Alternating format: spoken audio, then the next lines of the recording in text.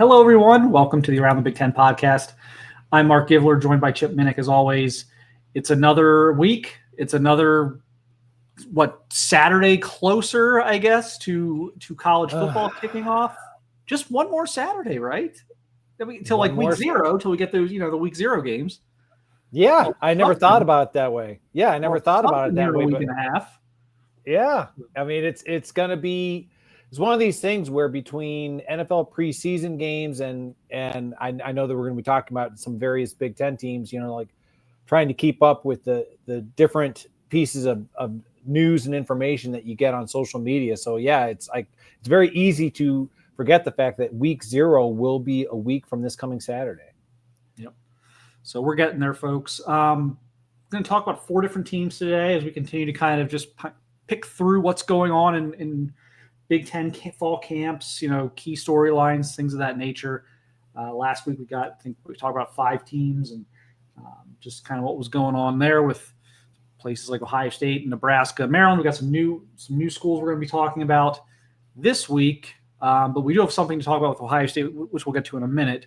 But first, we're going to start with Rutgers today. The Big Ten Network was there recently. And we kind of talked about this on our Rutgers preview. Like, this is a team that could maybe be better this year on paper, and actually even on the field in terms of their play, but the record may not be as good as last year just because of the schedules. I mean, how do you look at this Rutgers team this year? What were some of your takeaways from the Big Ten, kind of their tour of Rutgers? Well, Mark, you hit it right on the head. I think it's one of these things where we talked about on a previous episode, the Big Ten Network, they're going to be, I don't want to say that they're going to be over the top in terms of their analysis. I like to think that they kind of like to put things in as optimistic a tone as possible. And I realize we're going to be talking about some other Big Ten teams, not just today, but in future episodes that they really struggle to put a positive spin on it.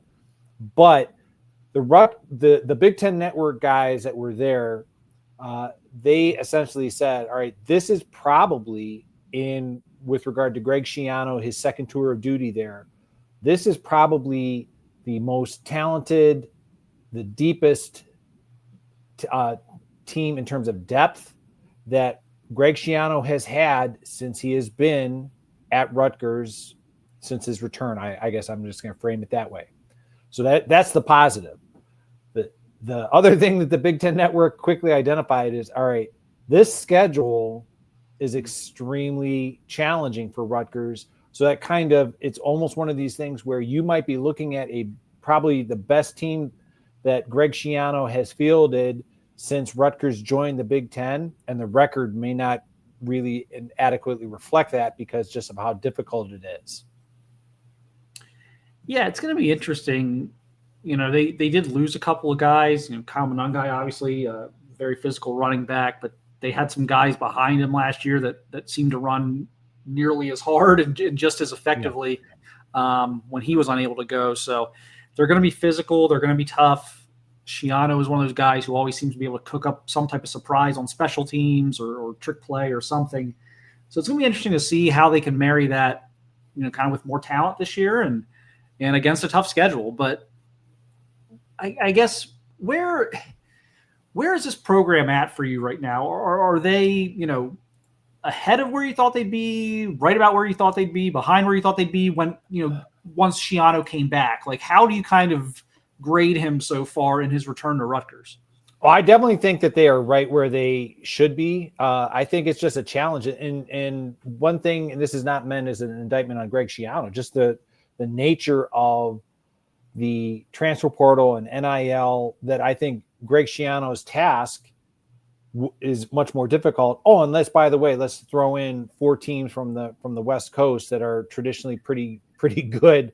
Let's eliminate divisions. So, I mean, I think his challenge is become even more profound the second time around. That being said, that it's going to be imperative for Rutgers, if they want to be in a bowl game, to get, I realize it sounds like a broken record here, but they really need to get up to a really good start in their non-conference. It's not an insurmountable schedule. I mean, I know we looked at it on a previous episode, but the fact that when they open up, and I want to be as polite as I possibly can, they open up on a Thursday against Ohio University. The Bobcats, now they're going through some transition themselves because they had a coaching change in the offseason, but they're the defending Mid-American Conference champions.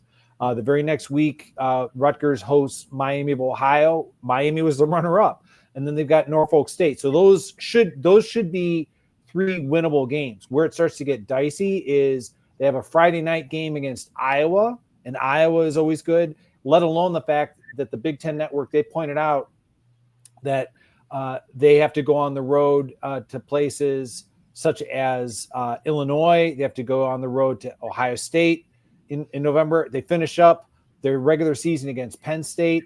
They're going to be hosting Oregon in October. So, I mean, right there's, you're talking about 3 playoff teams. So that's kind of my point, is that this team, if they get off to a good start in their non-conference, they win games against Iowa. If they beat Purdue, I think they're probably going to be in that 6-7 win range at the most. So the record may not reflect it, but it's just the challenge that's in front of them. And I give Greg Schiano a lot of credit. He did not shy away from, on the Big Ten Network coverage of the training camp. He said, we have to start winning these games. He is not backing down from the fact that, we're going on the road to Ohio State. And we finished up the season against Penn State. And he basically is kind of, throwing down the gauntlet to his team. Hey, this is what you guys signed up for. You're playing in arguably the best conference in college football, and you have to show up and be ready to take these guys on, and you have to have confidence in yourself that you can beat these guys. Yeah, they've had a lot of close calls. Mm-hmm. Almost beating Michigan, almost doing this and that, and it just it feels like they need to break through here. I think Schiano's done a really good job, though. Again, here, the program really went downhill after he had left. They went through a couple of coaches. Nothing seemed to really work. I would argue he took over a job that was nearly as bad as the one he took over the first time around. His predecessor or his successors were not able to sort of take the baton and run with it in any meaningful way. So I think if you're a Rutgers fan, yes, maybe you're a little frustrated. Maybe you thought the 9 and 10 win seasons were possible again, but at the end of the day, he's brought them a long way, in my opinion, here in the last few years, and I think they are trending in the right direction. So I'm with you. Obviously, the start's important. I think they got to go 3-0. That OU game's actually sneaky, kind of interesting. I think OU is Ohio U for those of us who live in Ohio. It's not Oklahoma, but it's sneaky where it's like one of those teams where, yes, you should win the game. You're going to have more talent. Ohio U's got a new coach, but yet if you don't take it seriously, if you don't show up ready to go, it's a team that is capable of beating you. So that's going to be maybe a good early litmus test for them. But yeah, you're right. The start's huge here. So we'll see what kind of start he can get off to. You mentioned they'll be going on the road to Ohio State in November. Ohio State's an interesting spot. We had a bit of a quarterback talk and some other things we talked about last week with the Buckeyes. This week it's the offensive line. Ryan Day not committing to a starting 5 yet on that offensive line, and really not committing to the tackle positions mainly. So right now, Ohio State's been cross-training a lot of their tackles. Ethan Onianwa, the transfer from Rice, has worked at left tackle, right tackle, and they've even kind of contemplated him as a potential fit at guard for them. Austin Searveld was a guard last year, has been working at left and right tackle, probably left tackle, if I had to guess there, is where he'll ultimately settle. And then at At right tackle, obviously you had Onyanwa and Sarvold working there, but you also have Philip Daniels, the transfer from Minnesota, who I was very high on coming out of high school, and also thought that was a really good, sneaky good pickup for Ohio State in the offseason. He's making a push at right tackle, which would then kick maybe Onyanwa inside. Like, long story short, they don't seem to have their combination yet. Is this good news or bad news as Texas is now less than 3 weeks away? I'm gonna lean on the side of slightly bad, simply because I would just this is just me, just the idea of repetition creating comfort and consistency, and not having people set. The fact that, as you alluded to, Mark, there's going to be a brand new quarterback, regardless of whether it's Sane or Keenholz. Now you're disrupting what I guess as a fan going into Ohio State training camp thought was, I don't want to say a completely settled, but reasonably settled group. So that's why I'm going to give it a little bit more towards, okay, it's kind of disconcerting to me. Now, that being said, and you already know this, but Ethan Onyanwa, when he played well against Texas, when he was at Rice, guess what? He was at right tackle. So maybe there's some strategy behind this, that, okay, maybe they believe against Texas he might be better suited. I personally, this is not meant, I never played offensive line, so for me to try to pass judgment on the effectiveness of others playing the position, I really have to acknowledge that and make that completely wide open. But I'm surprised that Austin Siereveld, I know that he last year in preseason camp was given reps at tackle. I just would have figured he had solidified himself so much at guard. So obviously they're liking what they see out of Austin Siereveld at the most crucial position for the quarterbacks, is knowing that you've got tremendous backside protection against an opposing pass rush. I just think, as far as Philip Daniels, I know that you were extremely high on him. It's encouraging to hear that he has been coming on in training camp to kind of make it a legitimate battle. I guess, a name that you didn't mention that I just kind of took it for granted, going back to the idea of like kind of settled, was I thought Luke Montgomery was a guy that would be more of kind of like an established starter. Like, it sounds to me like the only certainty along the offensive line in terms of like that they know precisely where they're going to line up right now, as it stands, it's Carson Hinzman at center. Yeah, they're definitely pushing the competition right now. I was a little surprised to kind of how this has played out, I guess. I just, to your point, I was kind of in the boat that, Onyanwa and maybe even Siereveld would be the starting tackles. Daniels and Ian Moore, who I think they like as well, would kind of be the backups. And that would keep things relatively, I don't what the word I'm looking for is, but just kind of relatively simple, I guess. Guys at the positions they're used to playing for the most part, with the exception of Siereveld, who they clearly think is their best offensive lineman at this point. But being at practice a few times, seeing the depth they have, I'm not ready to go bad. I'm thinking this may be more of a positive in terms of, I think it may be more of an insight into the depth they perceive they have on the offensive line.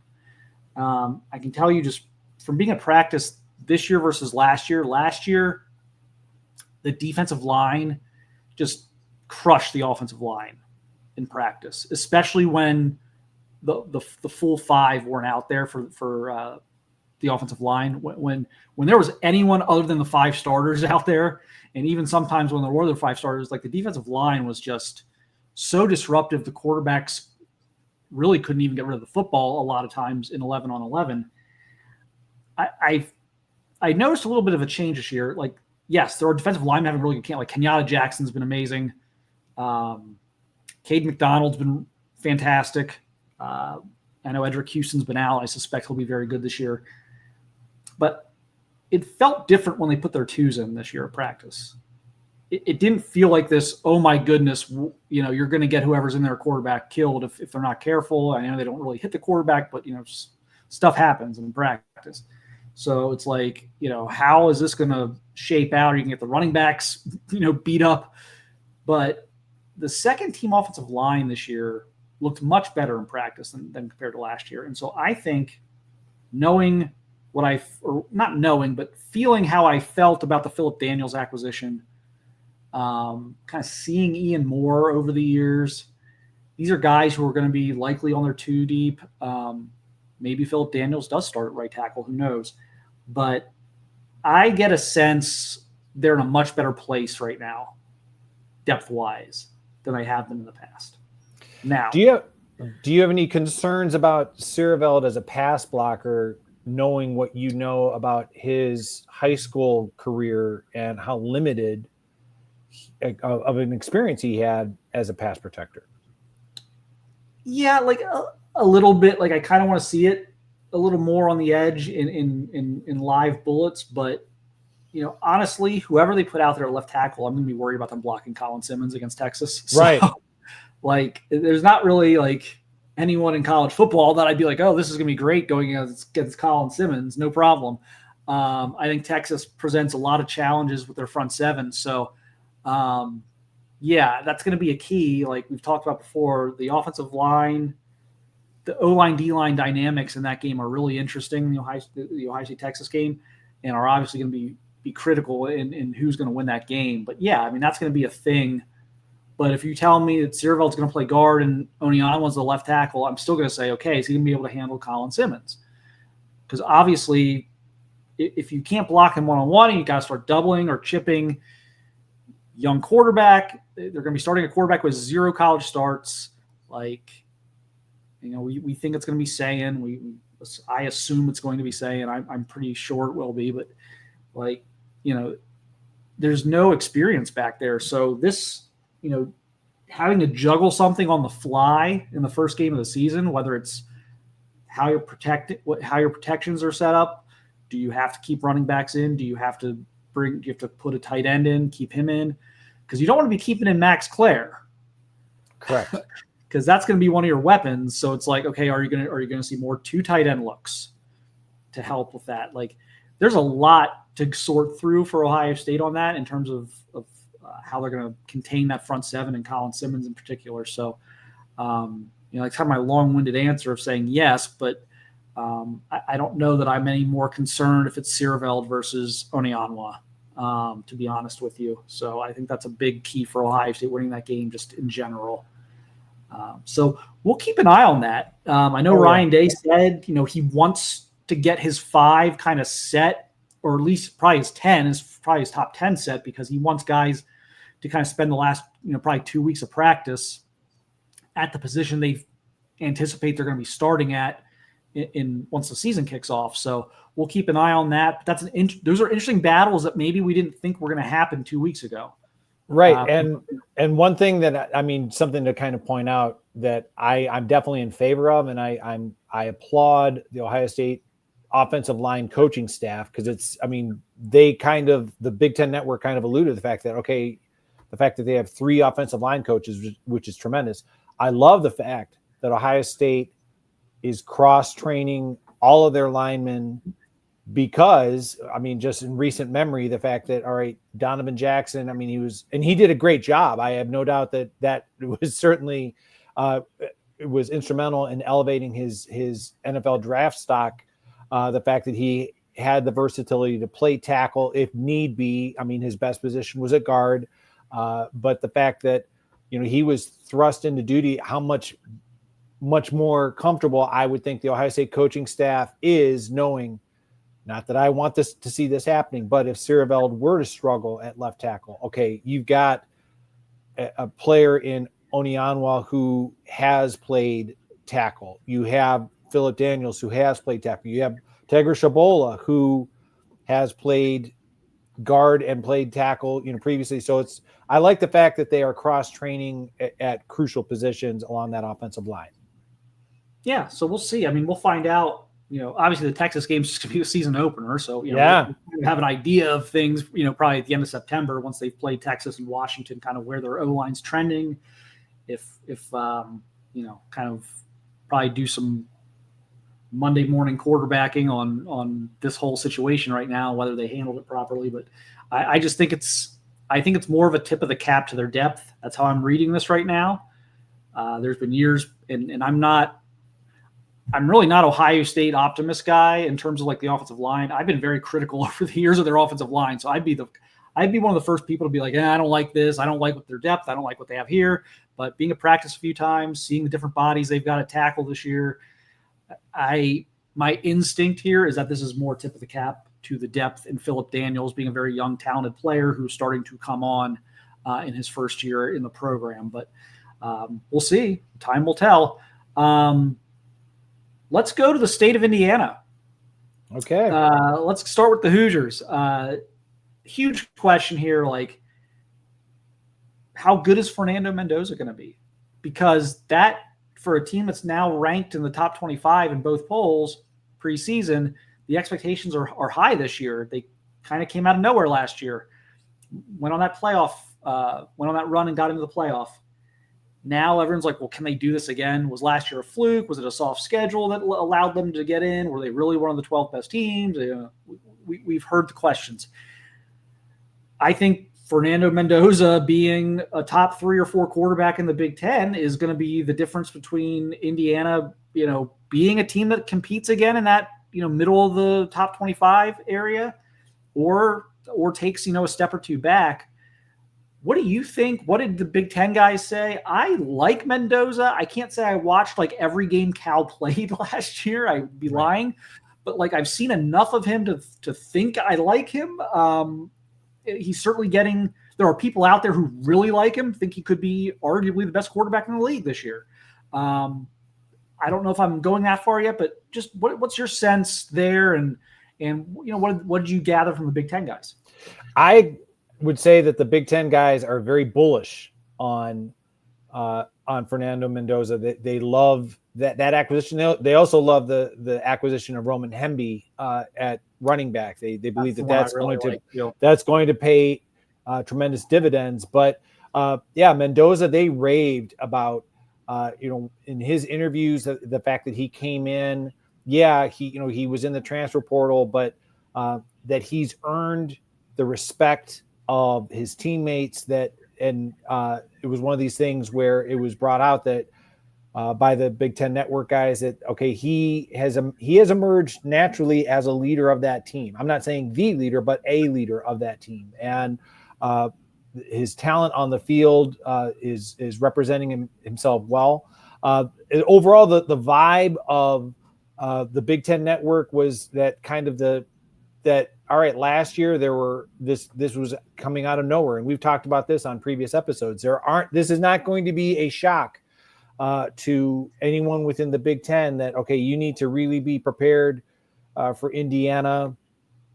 They did make a light of the fact that Indiana, when they beat teams last year, I mean, they didn't just beat them. I mean, they blew teams out.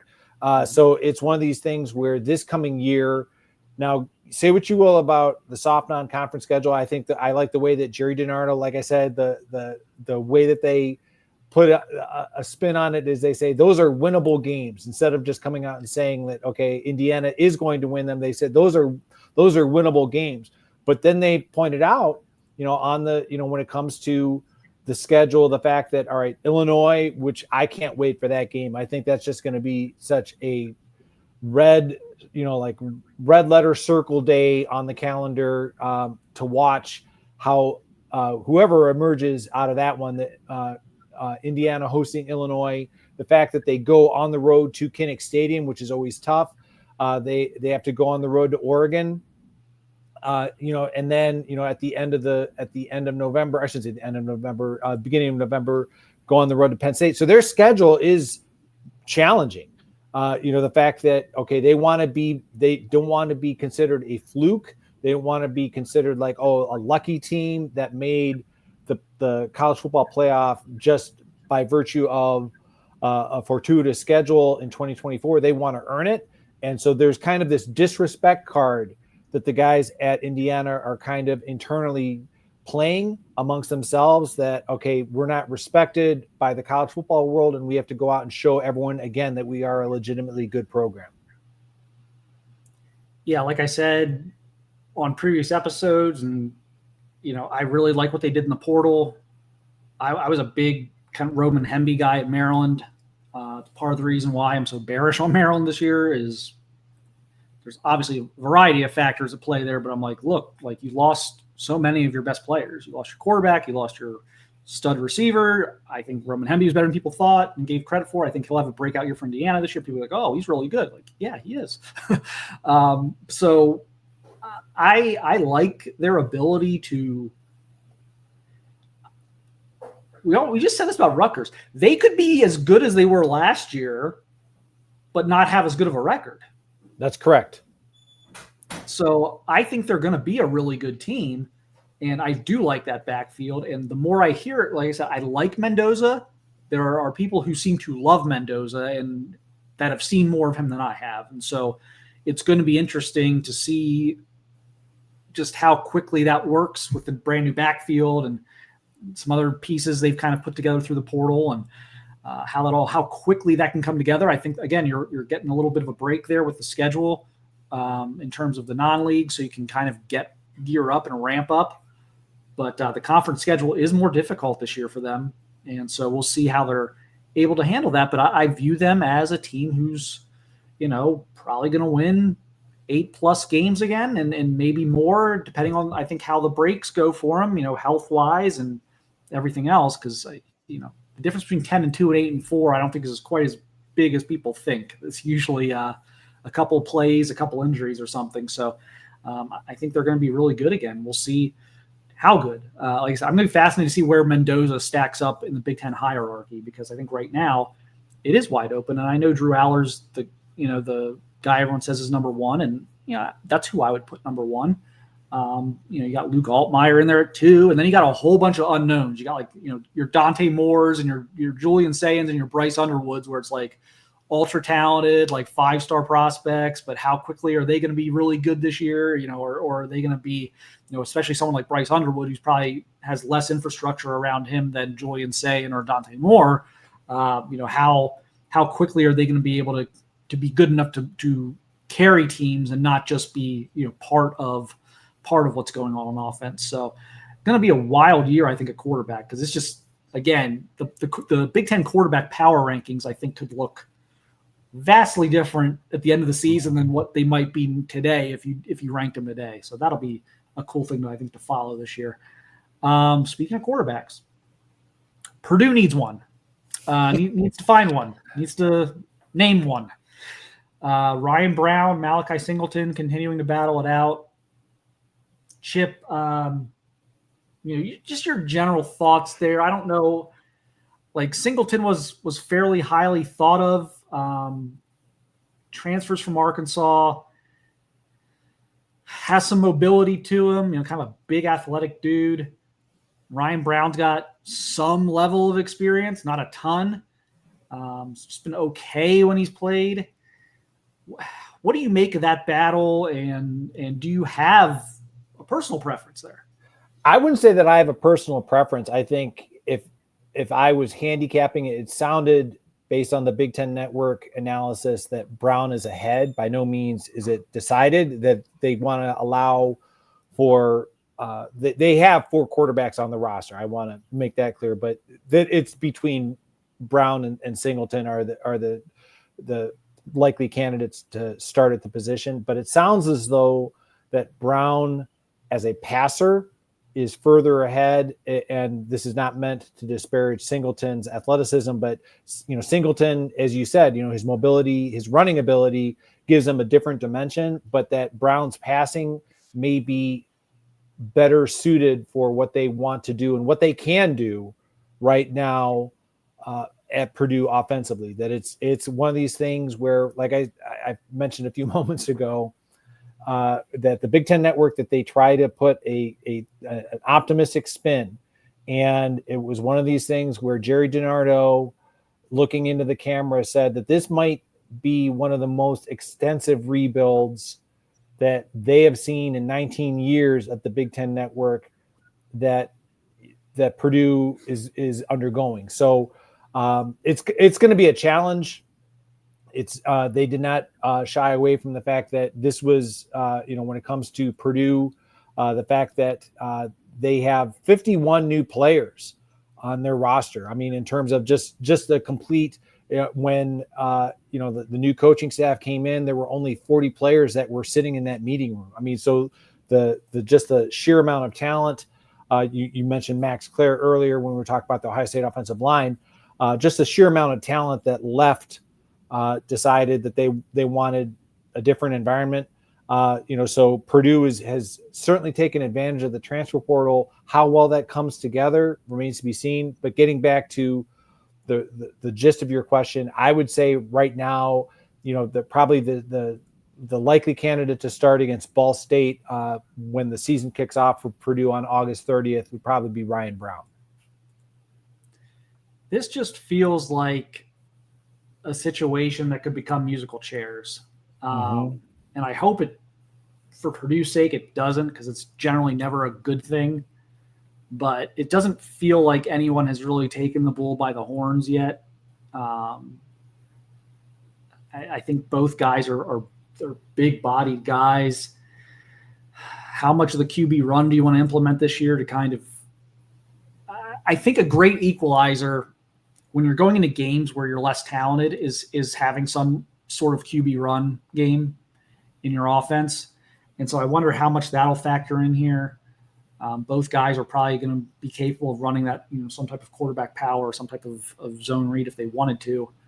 I know Barry Odom, they chucked it around quite a bit at UNLV, but it's going to be interesting to see just how quickly that comes together, who can kind of grasp the offense, how long is the leash against Ball State. If that's, they're down 7-0 at halftime or 0-0 or 7-3 one way or the other, like, do they make a move?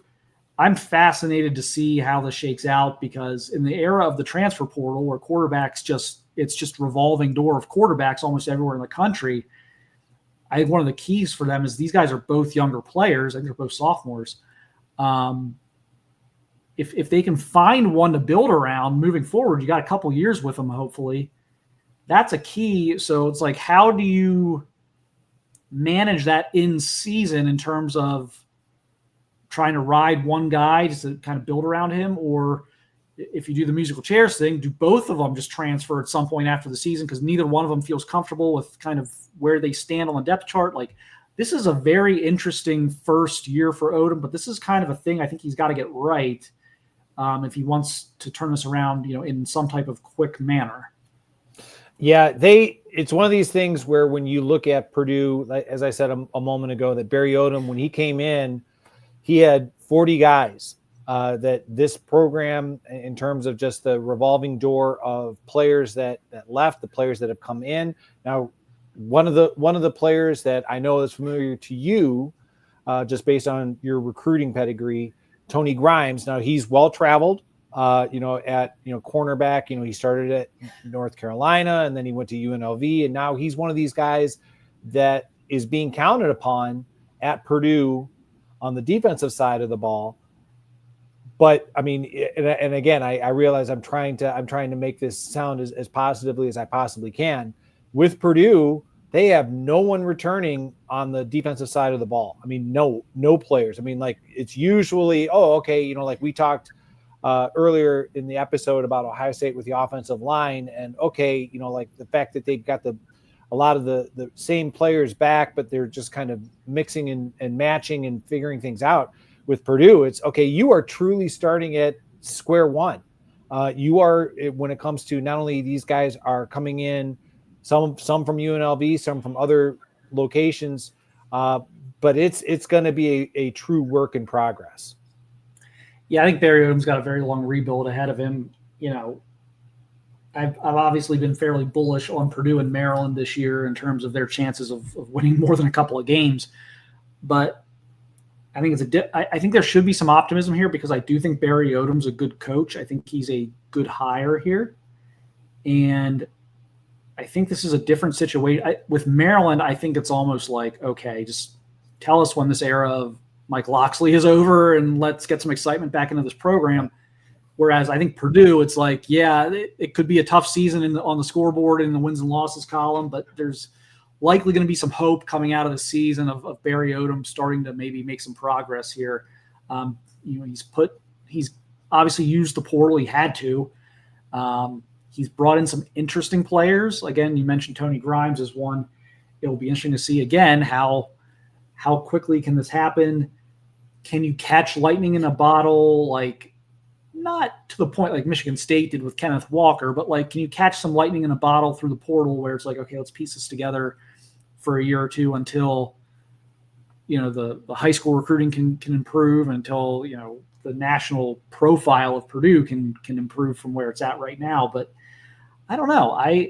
I'm curious to see how it goes. Like I said, I'm not expecting a whole lot of wins this year, but I'm curious to see how they look. Do they look like a functional football team? Because you can win like 3 or 4 games. Every team that loses 9 or 10 games is bad, but not every team that loses 9 or 10 games is equal. Some of them are just non-talented teams that they don't have the horses. Purdue was both last year. Purdue lacked talent, although they have, they had Max Clare, they had Dylan Thieneman, who went to Oregon. Like, they had some dudes last year. They didn't look like they knew what they were doing out there. So, like, that's my thing, like, for Purdue. Like, whether you win 2 games, 3 games, 4 games, whatever it is, look like you have a clue of what's going on out there. And that'll be the thing for me to watch this year with them. They alluded to that, the fact that Barry Odom has done this before. The fact that, okay, this is his 3rd time as a head coach. He was at Missouri. He had a rebuild at UNLV that went well. The fact that, Barry Odom not only at Big Ten Media Days, but, on the broadcast of the Big Ten Network, they made a point of saying this team 3 years ago was in the Big Ten championship game. Now, obviously, a lot has happened since then. Like you said, in terms of the coaching staff that led them to the Big Ten championship game is now at Louisville. A lot of the talent has moved on to other places. But if I had to guess, if there's going to be which side of the ball is going to be the strength of the Purdue team, it's going to be on the defensive side of the ball, because that is where Barry Odom's experience. He's more of a defensive coach.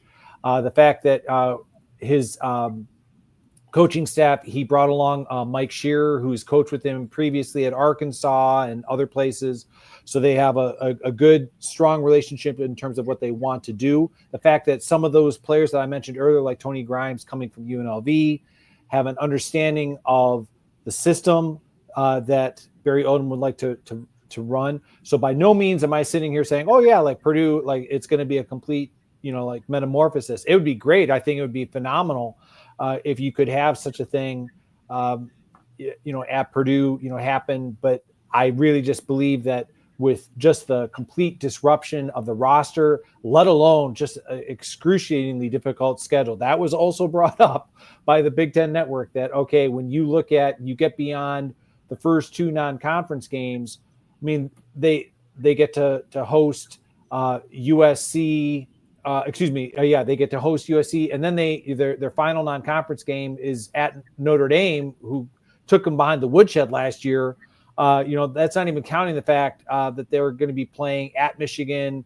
They have Ohio State. They have to go on the road to Washington, which is a team that we've talked about very favorably. So I think you and I are in agreement. It's a daunting schedule and challenge for Barry Odom and Purdue. But it's going to be interesting to see how well they mesh all of the transfer portal players as well as any of the true freshmen that they've signed, and try and get Purdue back towards being at least a cohesive and competitive unit. Yeah, that'll be the good news is for Barry Odom is that the bar isn't high this year. I don't think there's no expectations. Like, he doesn't have to do much to build some momentum in terms of just positive energy from the fans, positive from recruit, because the expectations bottomed out so much under the previous regime that I think, again, if they just look cohesive and win a few games this year, I think people are like, oh, it's a pretty good first season. Like, he doesn't have to come in and win 8 games. So that's I guess a blessing and a curse. You'd like to have more talent. You'd like to have a better schedule, right. But you'd also, with that said, at least you don't have the crippling expectations this year, and you're able to sort of build it back up, I think, with some patience behind you from the fans, the administration, and everything else. So we shall see. Chip, any parting thoughts? Just that, when it comes to the Big Ten Network analysis, watching those, I DVR them, I freely admit. It's one of these things where, most of the time watching them, I like the, I'm going to say, the fair-handed way that they try to portray all the teams within the conference. It's getting me more and more excited to see if their respective analysis of the Big Ten teams is going to come to fruition. Yeah, it'll be, we'll get to look back on our stuff, and it'll only be about a month before we'll have a few games under our belts. We can be like, oh boy, we really missed the boat on that, or why didn't we think that was going to work, or that didn't work, or how we missed that player, or whatever. But yeah, it's almost here. So looking forward to a great season. The Big Ten, again, I think will be at the forefront of the college football playoff discussion. I think even more so maybe than last year, because I don't know if they'll get 4 in again, but I think they have more teams that will be in the mix. Like last year was kind of 4 and that was it. Like the 4 that got in was kind of it. I mean, Illinois was back there a little bit, but no one really was putting them in the playoff or giving them much of a shot. I think this year you look at the conference, it's like, boy, there's 6 or 7 teams as we kick off the season that might be thinking playoff, but there's only so many spots. So we'll see how it plays out. I'm curious to see, again, our predictions with the breakout teams, our sleeper teams, our disrespected teams. Washington, I don't think, was in the receiving votes in the AP. Did I read that correctly? You got it. Teams. They had 25 ranked and then 24 receiving votes. So Washington's like essentially not a top 50 team according to the AP. That sounds insane. So we'll see if Washington proves us right. But so we're getting there. Soon we'll be doing our prediction shows. My gosh. Absolutely. We're doing our week. Gosh, do we have anything week 0? Of Big Ten teams, no. Yeah, no. But, okay. Yeah, but, maybe we'll hop on and just predict the Iowa State Kansas State game or something, just because we're sickos. But yeah. So we're there. We're at the doorstep. So thanks everyone again for watching and listening. We will be back here soon with more Big Ten talk, more fall camp updates. But again, thank you everyone for supporting the channel.